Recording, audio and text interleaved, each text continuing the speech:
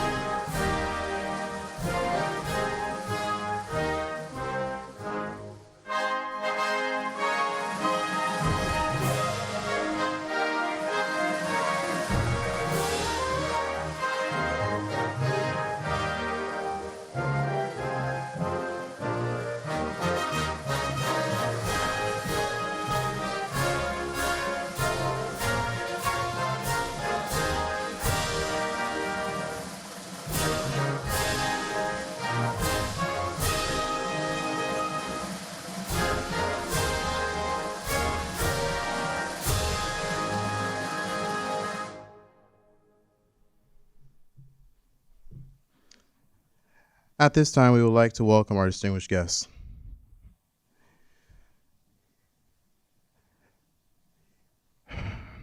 The 65th Air Base Squadron Commander, Lieutenant Colonel Raul Cantoya.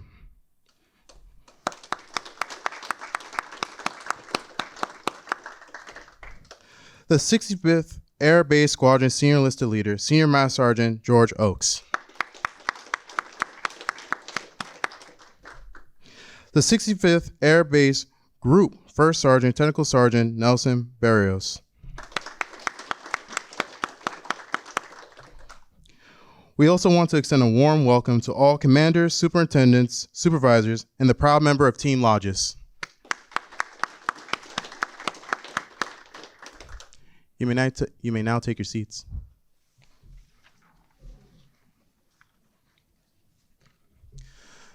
Finally, we would like to show recognition to the spouses and family members of those being recognized who may not be in attendance today.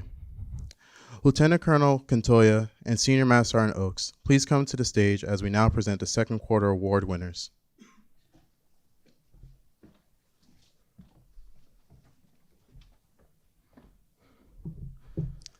Starting with the Airman Second Quarter Award winner is Senior Airman Derek Medina.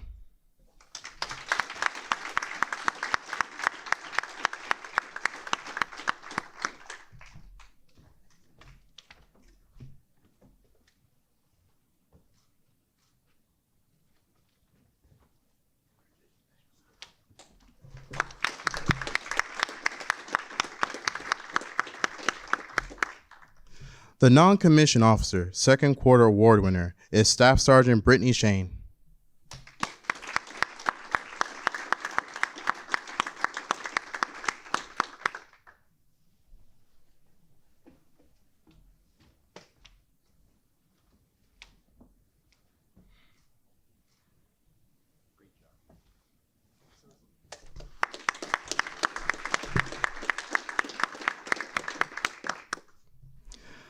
The Senior Non-Commissioned Officer, Second Quarter Award winner is Master Sergeant Kyle Black.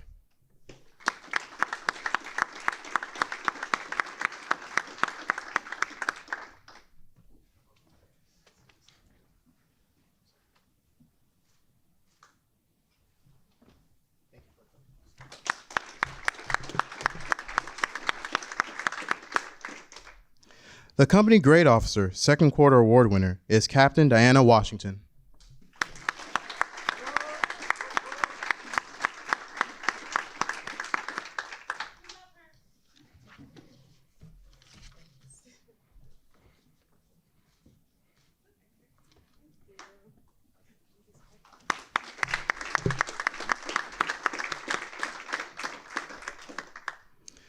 The Civilian Category 2 Second Quarter Award winner is Paulu Brash.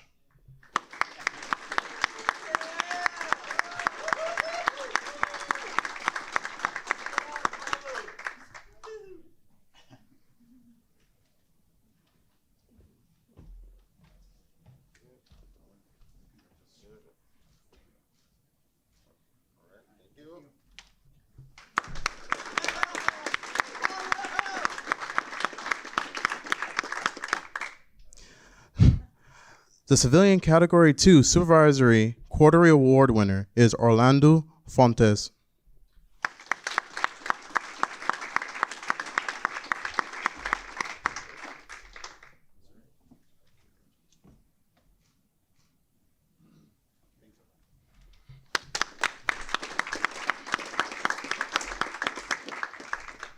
The Civilian Category 3 Second Quarter Award winner is Amorindo Azera.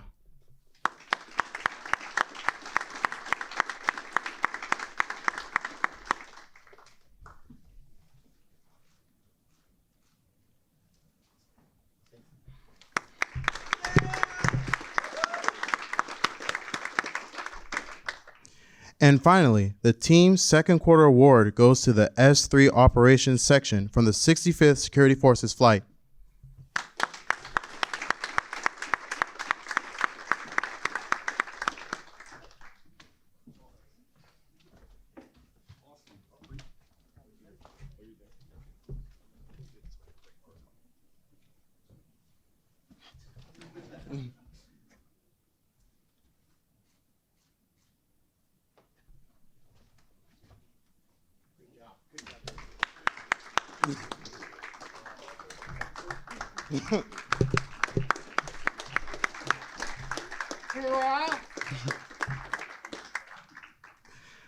This concludes the awards and recognition portion of today's event. One more round of applause for the amazing airmen and their diligence to success.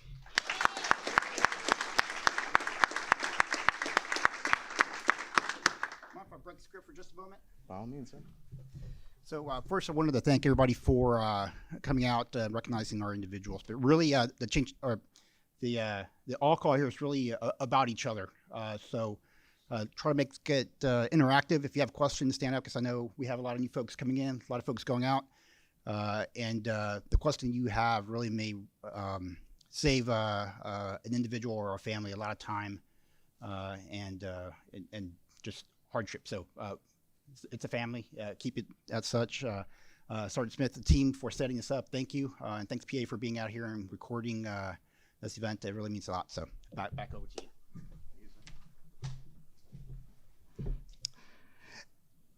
And now, please welcome our new chaplain, Chaplain Faye. Isn't this a great Monday? Monday is the day we get to hit home runs. If you like baseball, if you like soccer, it's the day we set ourselves up to make goals for the rest of the week. All right, so let's look at this slide. Our vision this year is to help make you combat ready. And as you see some of the activities, the hikes that we have, PICO, things like that, it's our opportunity to build grit, give you an opportunity to get away from a classroom. Nobody loves PowerPoint, right? Or am I wrong? Do you guys like PowerPoint? It's great. I love PowerPoint. So I want to teach outside of the classroom on our hikes, I want to teach in at different venues to build grit and to give you different perspectives on life. So please join those trips. Next slide. This is what we're going to offer this year. We offer confidential counseling. Chaplains have a very unique, we have a very unique ability, 100% confidentiality. And what I mean by that, nobody else can offer that. It doesn't matter what you say. You could have just killed a cat. You could have just done anything that would have gotten you kicked out if you go talk to anybody else. But you talk to me, it goes nowhere. No matter what you say, there will be no judgment. It'll be a non-judgmental session. So I'm going to give you all that opportunity, whether you are civilian or military. I'm here for everybody, just to let you know. Next is advised leadership. We get an opportunity to talk to our leadership and help them see different perspectives, and we get to advise on religious needs in our community. Next, religious accommodation. We all love religious accommodations. If you have a religious need and you don't feel your leadership is hearing you out, or you don't know how to go about getting that need, please come see me. I'm here for you, and I will help. In that area as well. Next, encouragement. We all love encouragement, right? And so I get the opportunity to encourage all of you, even if you want to just come and talk to me and you want a different perspective, or I'm out there cheering you on like a cheerleader. That is one of the good things I get to do, one of my opportunities. Next slide, please. So what is 100% confidentiality? We do coaching for marriages. We do family coaching. We do crisis intervention.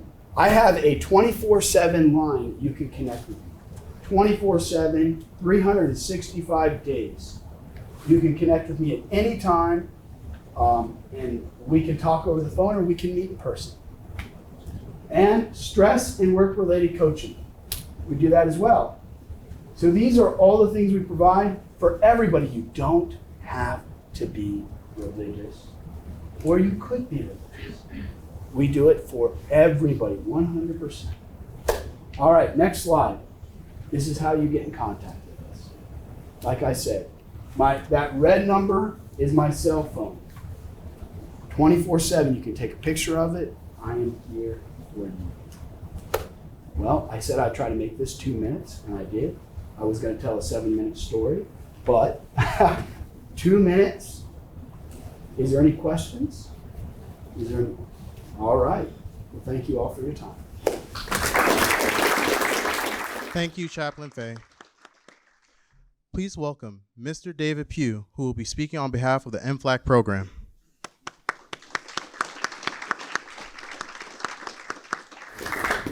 Good morning, everyone. Morning. Happy Monday, too. My name is David Pugh. I'm the military family life counselor here assigned to Lajes. I want to thank you for your service and for your sacrifice. And it's an honor and a privilege for me to be here and working at Lajes to provide support to the airmen and their families. I want to talk briefly about the MFLAC program. The MFLAC program is a program through the Department of Defense. We provide short-term, non-medical, problem-solving counseling to service members and their families.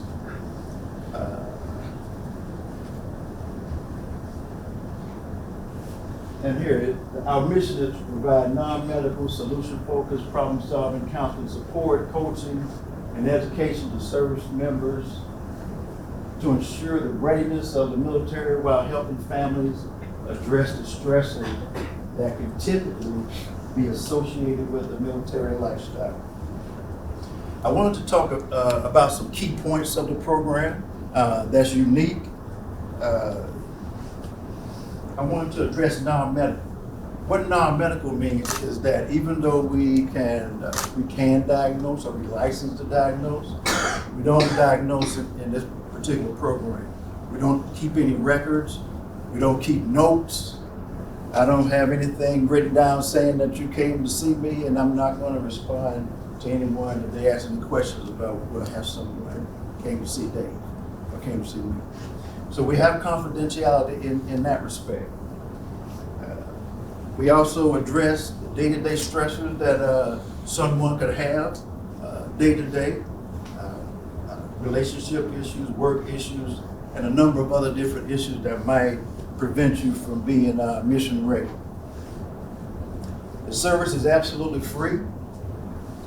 There's no cost associated with the service, and it's confidential.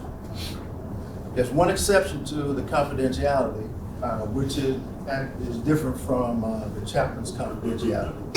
If someone comes to me and makes a statement like I'm going to harm myself or others, then we do have an obligation to follow the duty to warn protocol and to get the person that help that they need. In the system, what in the system means is that we are not able to see airmen or service members and their family if they're already in the system.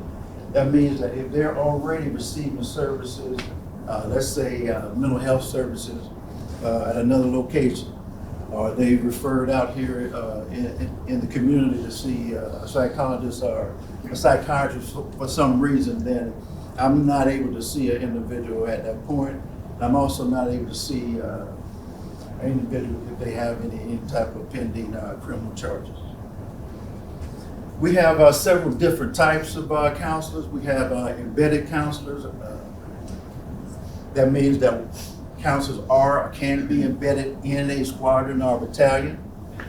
We also have counselors that work with children, CDCs or schools, and then we have what we call the adult rotational counselor, which is what I am here at Lajes, and we work primarily with adults. We do provide different types of counseling. We provide couples counseling, family counseling, and we provide individual counseling as well.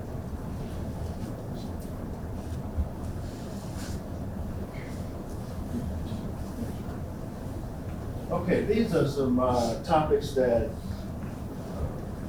I would say prevalent across the board. Communication, deployment and reintegration, grief and loss, and marriage and relationships, as well as managing anger. I've been in the program for over 10 years. I'm licensed in North Carolina and Virginia, and I've been licensed for 23 years this year. So I do have some experience. I think that is it. All our counselors are licensed, licensed masters or PhD level. In case a parent wants a child to be worked with, at that particular point, then we would have to get parental consent from the child, from the parent, in order to work with that child. And also we have what they call line of sight. That means that the parent would need to be in line of sight when providing counseling to that child individually. Okay, I can be located at the chapel. My office is in the chapel. One additional unique factor is that I also can meet off base as well. It doesn't need to be on base in a more traditional manner. I'm flexible and I can meet off base as well if you choose to have more privacy than to walk into the offices for a traditional session. And I have 3 phones. So if you really wanted to get in touch with me, I think it would be pretty easy to get in touch with. The DSN number and the other 2 numbers. One is a Portuguese number, and the other is the United States number, and both have WhatsApp on the numbers as well. Do you all have any questions?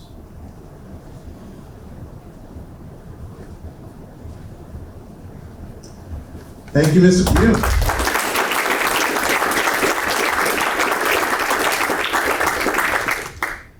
Please welcome Ms. Diana Sosa, who will be speaking on behalf of the SAPR program. Thank you, everyone. Happy Monday.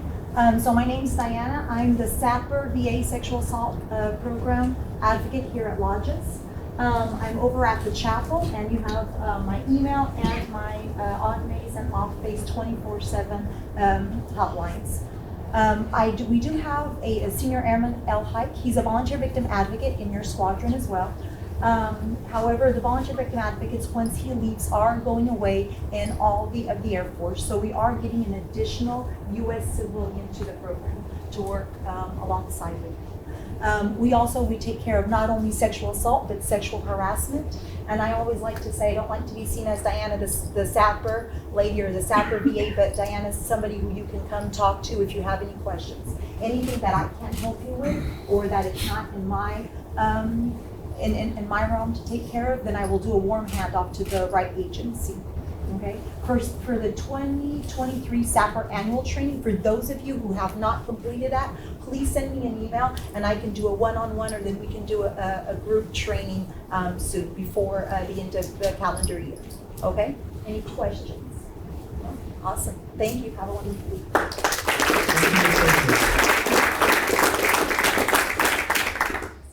Please welcome Senior Airman Avalos, who will be speaking on behalf of the Lajes Bull Riders program.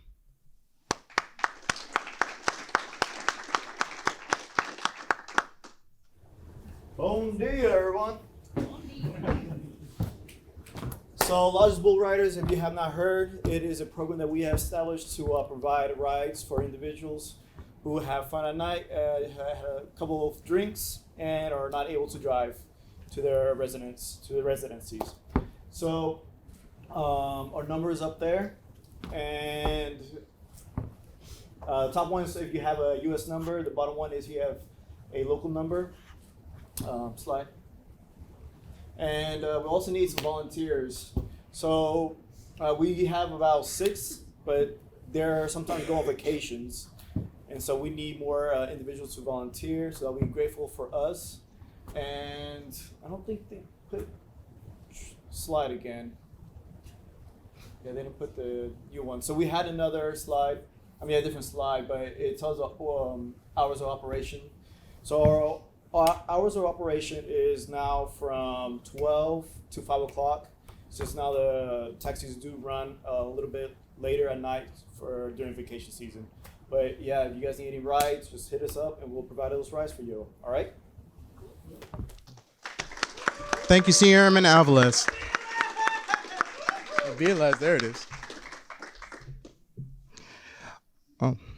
I'll be speaking on behalf of the unit safety representatives. Good morning, everybody. Yeah, this is how this is. But anyway, I'm Staff Sergeant Barrett. I'm the primary for the safety representative, where I'm in Building A10, and my secondary is Technical Sergeant Jones. So right there he is. But as we know, safety is important, but we've been told and had multiple training sessions about safety, so I'm not going to beat it in the head of a dead horse. But there are some things I want to cover. The first thing is it is festival season, and we have Pride Fest coming up. It's a good time to go out, have a good time with your friends. If your family comes to visit, to have a good time. But at the same time, you need to be careful. If you do have drinks, have a plan. A good amount of people do live in Pride, so you have a family member staying with you. Cool. If you have any airmen or anyone that needs a ride, if you're not drinking and you're in the area, by all means, give them a ride. We also have our bull riders that was just up there to give rides to airmen or anyone that needs it in their hours of operation. At the same time, there are activities to have a good time, to bond and have that cultural diffusion with our local nationals and have that bond really grow. Also, there are bullfighting. Bullfighting season is still going on. It's a good time to watch. However, don't participate. Don't be that person. Don't be that guy that's going to end up doing something very foolish. When you're watching it, by all means, make sure you're watching from a safe distance, behind a barricade or in any designated location that is pretty much authorized or is pretty much guaranteed safety. The bulls will go through certain barricades. The bulls will charge at areas, so do not provoke them. Do not try to entertain the provoking of the bulls. The people that do that, they've either been trained or they know what they're doing. They're taking that risk, but don't be the person to be that one. And then travel safety, if you have questions, we have anti-terrorist representatives. I'm also one of that as well. If you need to have questions or ask where you're going, make sure you know the proper safety. If you're going somewhere where there could be potential risk, you are aware of that. And if any issues or anything come up, talk to your leadership, talk to your chain of command to make sure you're taken care of. And then overall, we're in a lovely island, lovely people, lovely food. We're a family, so let's enjoy it as one. And that's all.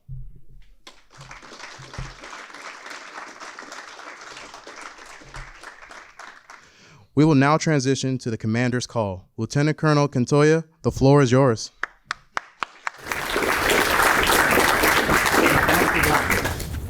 Right, I'll stay down here, really in the spirit of trying to be more interactive and connected, really. What I'm going to do is actually turn this over to the first sergeant first, and then we'll go through the leadership team there to give you some words, some advice, take some questions, and I'll wrap up at the end here. Thanks, sir. Yep, thanks, sir. Hey, everybody, I'm Sergeant Barrios. I'm the first sergeant here. I think I've met with everybody in the 65th ABS, all right? Again, if you don't have my phone number, I want to give that out to you. So everybody, please take out your cell phones and just save this. You might not need it, but somebody, one of your counterparts are going to need it. Civilians as well, y'all are part of the team. I am y'all's first sergeant as well, okay? So y'all can always reach out to me.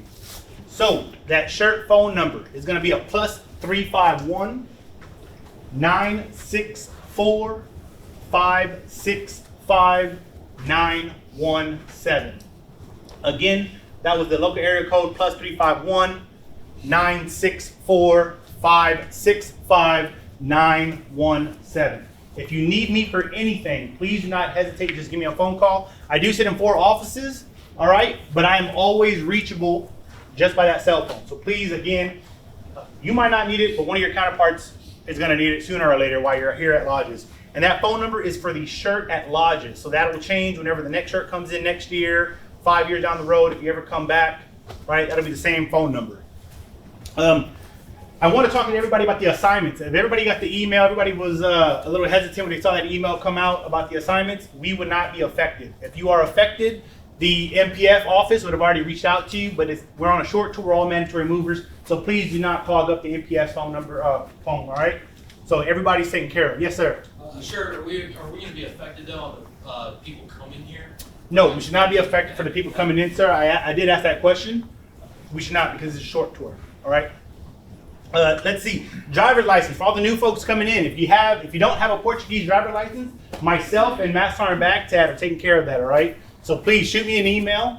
Whenever I do your welcome brief, I'll remind you. But if you've been here and we've already talked, and you don't have that Portuguese driver's license, just shoot me an email. I'll get all your information and we'll route that Portuguese driver's license up. Keep in mind, it is safe to drive your vehicle while you're here as long as you have a CAC and as long as you have a U.S. driver's license. But we want to make sure we take care of you and get that Portuguese driver's license. Does anybody have any questions for me? I do want to put a plug in for the Saga Bay Relay Race. If anybody's interested, I send an email out. It's going to happen July 22nd. Right? We're looking to get a 3rd team up, so we need 4 more participants who want to be our 3rd team to go and do this race. Please, again, you can reach out to me anytime. Please don't hesitate to reach out to that shirt phone number. If you need me on the weekend, I would much rather answer that phone call to come pick you up if you had a little too much to drink. All right? Thank you.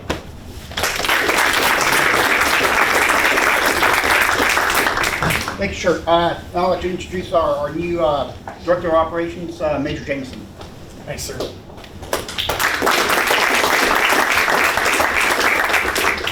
So I see the DO job is really, I'm here to support you. Some of the offices have already made use of my expediting skills. So if there's something that you feel has either stayed too long, that nobody's talked about, or it's not getting done, those are the kinds of things I want to know about. My focus is going to be on family first. So if there's any way that I can help you or your family, either getting settled, getting resources, whatever it may be, that's my top priority. Number 2 behind that is I serve at the leisure of the commander, and if there's priorities that he has, I'm going to try and get those answers as quickly as possible and make sure that he's taken care of at the group level. What that means is we're going to have to return back to a mission focus operationally and also a customer focus, whether that's customers on the flight line with the TA shop or whether that's doing tickets to comm. We need to be mindful of who it is that we're serving. Outside of that, my door's always open. I hail from California.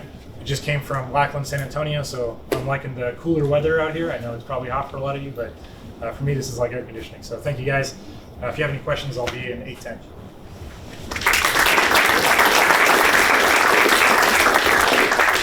Thanks, Theo. Now, senior leader enlisted, Senior Oaks, please. Hey, everybody. I just got back.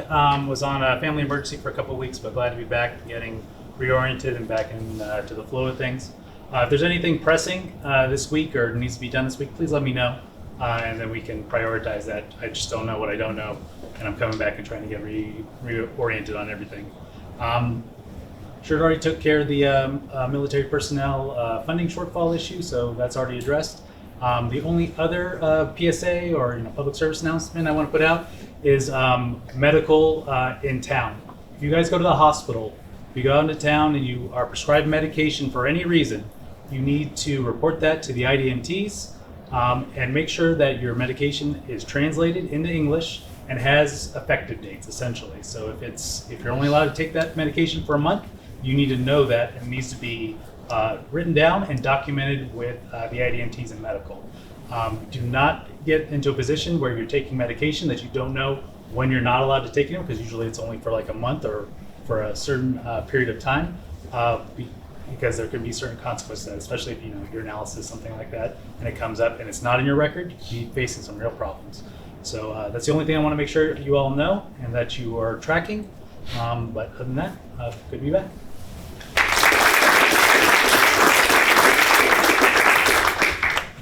Thanks, Senior Oaks. All right, so the team came up here and kind of like gave you some, information that seemed to kind of like bracket, administrative to operational, and that whole gamut there. So really, the way that comes up is because we have connective tissue and go out and reach out to the team. My priority is you. Take care of you, give you the resources, the training, the education, the top cover, and trying to get after the mission of strategic competition by, with, and through our civilian Portuguese partners and then POAF. But the way we come up with these lessons learned and how we get better is that steel sharpens other steel. So if we're not having that friction and that connective tissue with one another, we're not figuring out that IDMT medical issues downtown will affect other members. If we're not coming up, raising our hands, saying, I have a real issue here with the airfield about to go down. So we had some successes. You saw the awards here, and really how that happens is because our airmen, our Portuguese civilians, are identifying problems real time that we're solving in real time. We don't have all the answers, but together we can come up with a lot of them. This weekend, Sergeant Mitchell, do you hear it? Yeah, Sergeant Mitchell helped lead the team to get the off-station trainers here. Our Ross team identified, from our airfield operations, identified that we were about to go air traffic control 0 with some of the equipment. That means the mission would have failed. So, we had airlift that was available. We had a problem that we didn't really have a solution to. One of our airmen said, let's go out to Teeny Safety and get some equipment on an aircraft.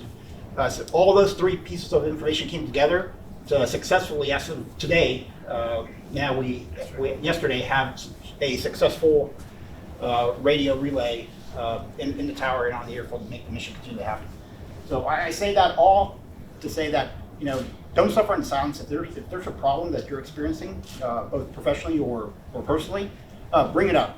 Raise your hand. Have the courage to step up, either for yourself or the airman or Portuguese civilian next to you, because we are a team. And really, what I value is building a team. A strong team can accomplish pretty much anything. And I say that because I've been part of a lot of teams, and the team that we have here assembled is pretty amazing. Never in the history of armed conflict have I ever seen such a diverse group of individuals coming together to perform a mission. The Air Base Squadron, we have really is a pretty good blueprint for what multi-capable airmen are, and getting after agile combat deployment. Again, that's what we are charged with doing, and getting after strategic competition. But we really got to take care of the people and the equipment and our relationships with our Portuguese civilian and POAF partners. Now, we've been doing a lot of talking. I'm going to kind of pause there right now because really what I want this to be is an interactive discussion. This is your commander's call. I'm here to support you in your mission and your families. You know, we really don't talk a lot about our unaccompanied families, but those create a lot of stressors on the family themselves, on us as individuals. They're competing for, I'm going to use the word competition there. It's competing for our attention, and we only have so much emotional currency in the bank account there to spread that across all of the things that are weighing on us. I will say that when the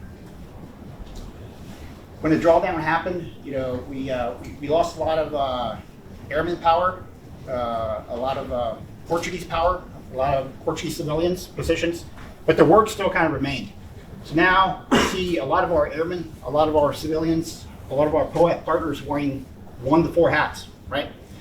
So what I'm going to ask you to do, I was going to come up here with this big grand list of vision and mission and how we're going to get after it. I was going to throw in some like spicy buzzwords, rile everybody up, but you know I'm not going to do that without you. So we're going to take what our general officers are telling us to do is get after strategic competition. I'm going to ask you to build me your top 3 or 4 things that we need to get after to really, no kidding, make the mission happen. People, munitions, aircraft, policy changes, what be it. We'll get back together as a team and build like that 1 to 20 things that we're going to accomplish. Right now we're doing about 100 things. We can't accomplish all those. We're going to do 100 things really, really poorly, right? So if we can scope that down to the top 20 things that we all agree on and all have buy-in, then that's how we build our priority. Again, supporting our leaders, but really here to support you. So I'm going to pause there and open up the floor for any questions, or could just be any comments that you may have been thinking about over the weekend or just now as we're chatting. It could be about your families, it could be about leave, about the island, you name it. So I'll pause here for any questions or comments.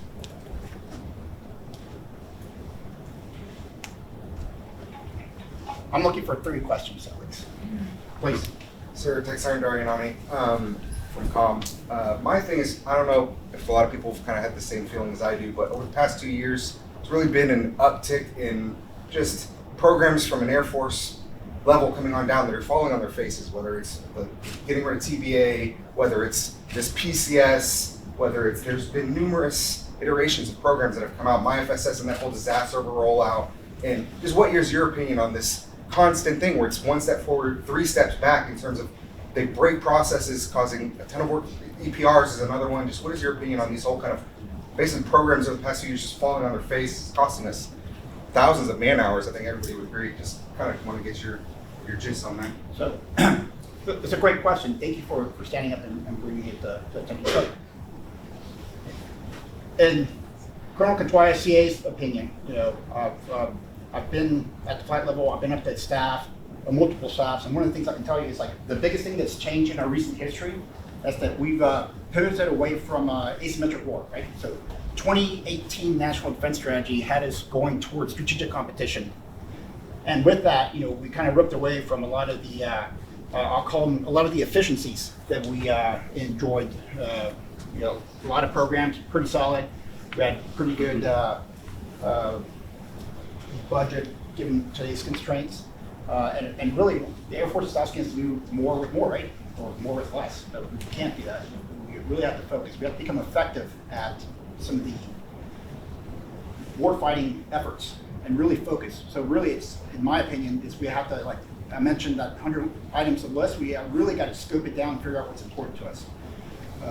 So what you can do is continue to bring up these issues, very specific, and find a chain of custody. It's like, where's that EPR filling? Is it an AFI? Is it a policy?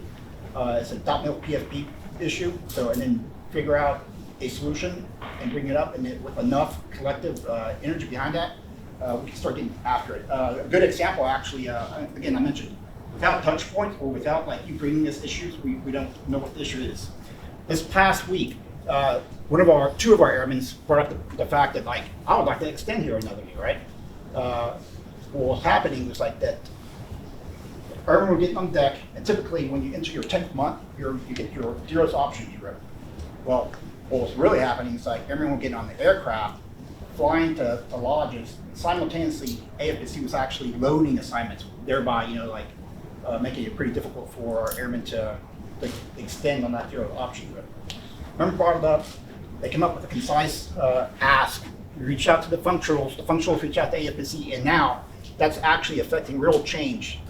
AFSC is going to actually change some of the AFI verbiage to help our members get that zero option group a little bit sooner. So again, don't suffer in silence. Great question. Pin it down, bring it to your leadership, and we'll up channel it together. And then that's the actual real world example of the win that we had last week. Great question. Questions, comments, things that are bothering you, things that we're doing well, things we should be doing better.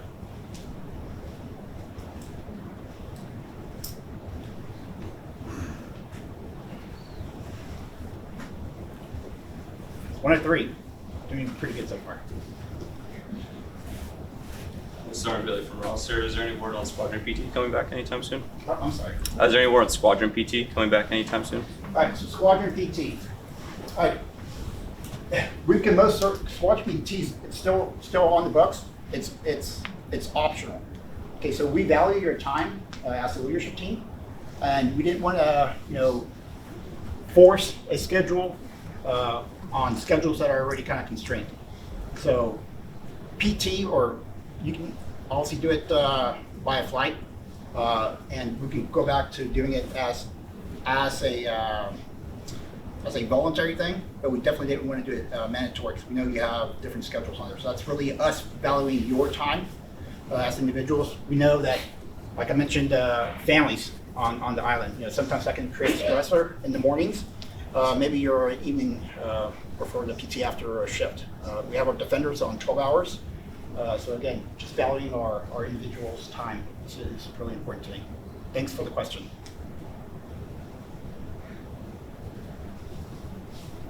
Comments. What's one thing, two things that we're doing bad that we need to get rid of? One of the things I've kind of heard was from the team here is that there's too many meetings.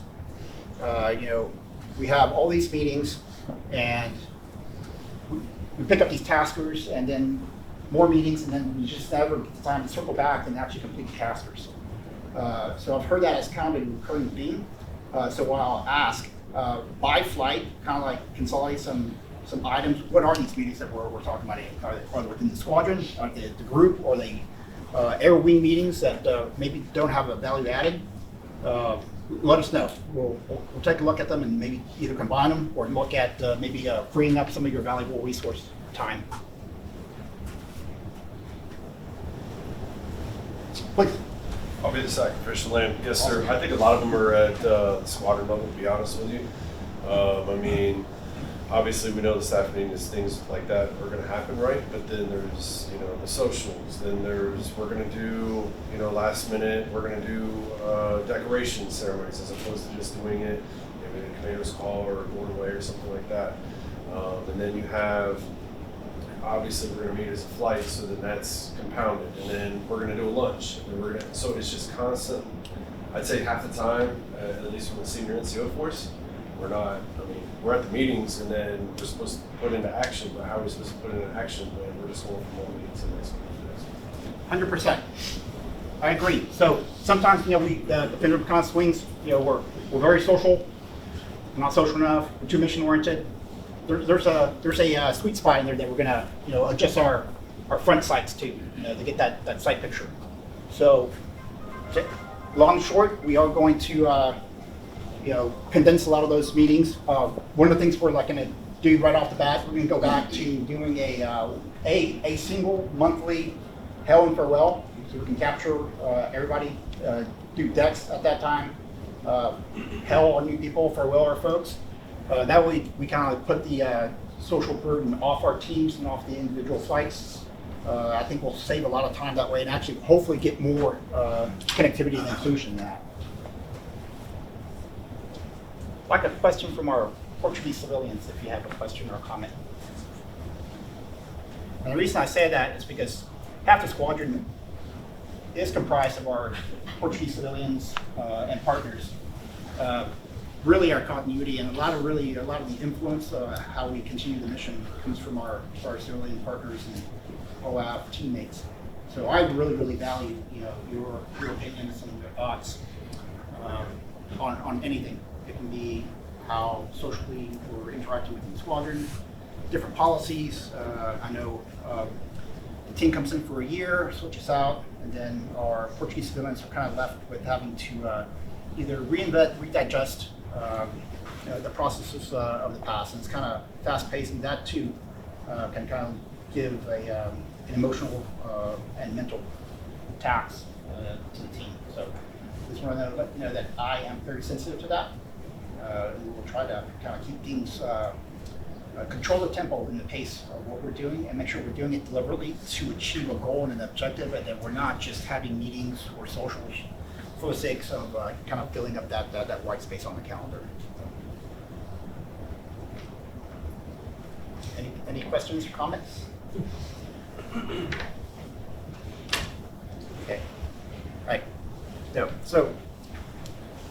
Sir, Sergeant Wilford from Complete. Question I have is, the rumor I've heard since being here is 810's getting renovated, but I keep also hearing it's going back and forth. Is there any insight of, is 810 getting renovated, or should we push forward with, what we can do to enhance 810 and the capabilities that we have there? All right, great question. And actually, it's kind of something that's near and dear to my heart.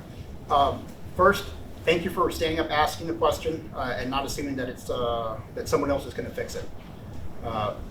So I will be getting with our new CE Squadron Commander this week and figuring out where the 65th ABS projects lie and trying to prioritize where those efforts are. I do not know. I owe you an answer, but I will say this. No, we shouldn't wait to make things better before things get fixed. So the squadron, I think, has been labeled the OSS now for, I think, a little bit better than 2.5 years. So we still have OSS in 810. So what we're going to do is actually, kind of do a self-help project and kind of rebrand ourselves. The 65th ABS as appropriate. And that's just a small example of us not waiting for the system to kind of fix itself. So we will be making things better starting right now. So thanks, Sergeant Wilford. That's important. Sir, Sergeant Howard from Ross. Ever since I got here in March, I've noticed that we've been missing some little components here and there from our logistical side, like the LRS. We have a lot of problems when it comes to translation, but our supply team over there is great.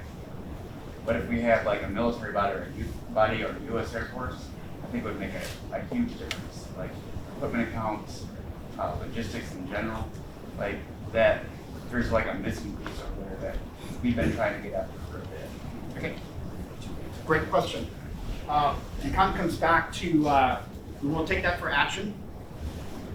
And what I will tell you is that those are the minutes matter. So logistics wins wars. Logistics, helps deterrence. So you just brought something up that may seem like it's not of consequence, but it's of the utmost of consequences. So what we'll do is we'll take that recommendation and take it for action. But I kind of started up earlier, our 100 things that we're trying to get after. Let's get within the flights and figure out how important that is, because what the Air Force is asking us to do, I've asked us about manpower, I asked us about equipment, I asked us about policy, and the same answer that I keep getting from our senior leaders is prioritize. Prioritize, find the trade space, figure out what we're not going to do so we can figure out if logistics is really that important, and it is. So thanks for the comment. Service. All right, now I have a question. Okay. Can we get a more transparent process as far as our financing is concerned? 100%. We will be doing that. Thank you. And to that point, so the question was can we get more transparency on the financing? And the question is yes. We have a lot of room for improvement. Each of the sections will know what their budgets are. They will now be held accountable for managing that resource and making sure that the mission's being executed. So again, thank you for having the courage to stand up and ask the question. I've actually heard it as off comments, but you specifically say, I need to know what my resources are. It's a pretty powerful thing.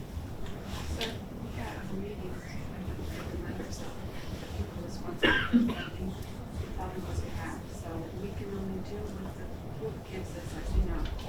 If the group keeps changing the numbers every 2 months or every month, or now, as you know, we have to do a closeouts in June. It never happened in 22 years of my being an RA on the base. Not even us, the RAs, know the transparency of the numbers. How are we going to pass that to you? And that's a problem from the top that has to be fixed. Without being fixed at the finance level, we cannot do anything at Squadron. Yep, I completely support you and completely agree.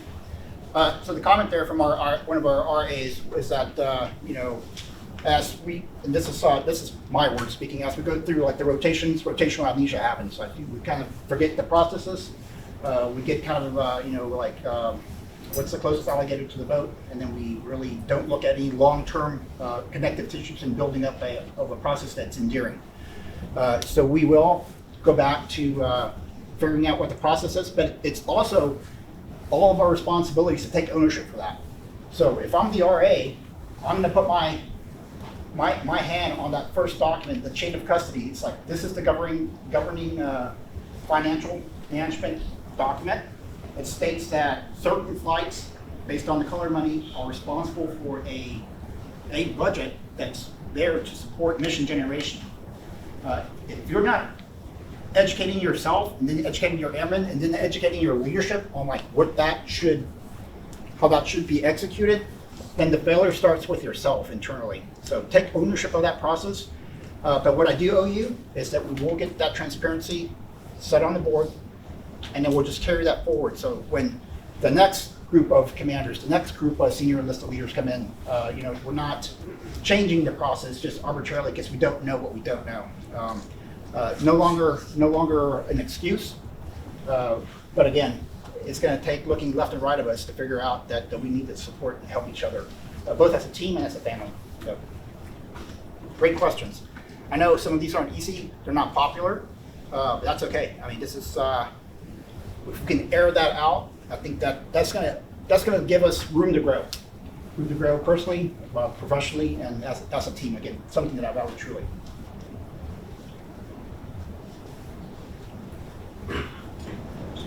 I can feel people thinking, and they're like, should I say something? No.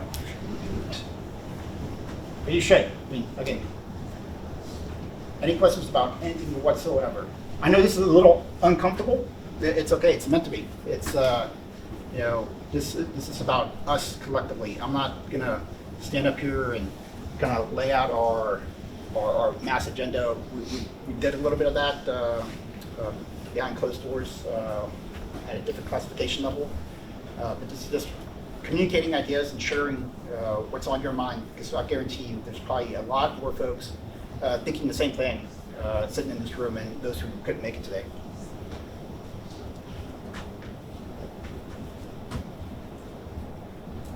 Okay. I think we had a pretty good discussion. We had a couple of due outs, so we'll definitely get after it. This is some pretty important months. I will leave the team with kind of one more thought. We are going into an operational imperative here early in the first or second week in August. The flights will break up. We'll discuss it this week. It's a kind of a regular mission that we perform here on the base. I want us all to focus on that mission. So if you're missing a resource for mission generation or a policy, or you have a manning shortage, we need to identify that sooner so we can all like focus on the same effort supporting the mission that's coming down here for Team Lajes. Again, one deep shops. If you're planning on taking leave, I ask you to kind of take a look at the first 1 or 2 weeks of August, and see if there's a better time. And we'll break up into smaller groups to discuss this as we move forward. But I didn't want to waste any time getting and communicating that information to you. All right. So with that, I'll pause for any last questions or comments from the team, and then we'll close it up and give some time back to the team.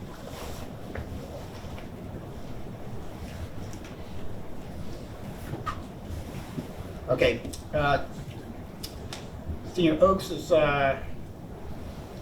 prompting me that we also have a few more added teams to go. So Senior Oaks.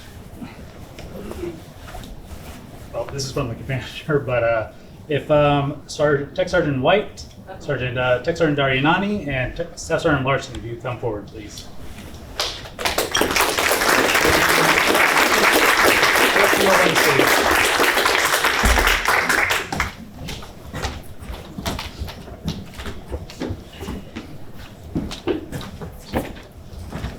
So I wanted to thank the team for they did a fantastic job at my change of command, Colonel Staniford's change of command. And really what I envisioned was really a change of command for the team. We really recognize you because I think what the team did, in my eyes, was a little different. It was like, we didn't ask for a voluntold team. Like I think my understanding was like the team actually stood up, raised their hands, is like, I'm going to take care of tradition. I'm going to take care of some of this history. It says a lot. So I just wanted to thank you with the Commander's Coin, the coveted Commander's Coin, which we don't hand out too often. So I just wanted to say thank you, team, for it. Thank you, sir. S2.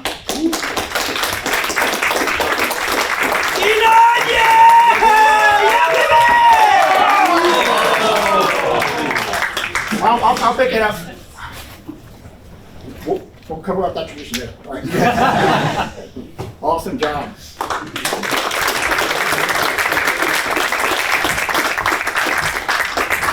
And again, I'll close with this.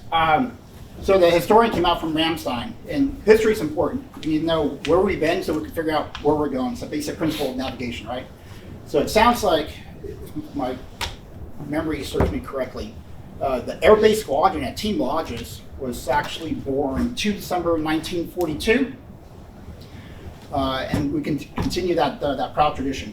What the team's going to do is we're going to build a historical file of where we've been, what we've done, and just kind of like what Sergeant White and the team was, wanting to champion, caring for tradition and history. You are at the precipice of something historic. You never know when our nation is going to call upon us to do something that's not been seen in generations. So, every time you arm up, you kit up to go up to the tower, age out, we're doing something important to help our deterrence fight. So, again, I just wanted to thank you and give you my salute. So, with that, I think we'll call it a conclusion unless I'm missing something. All right, well, thank you. Just carry on. Carry on. Thank you.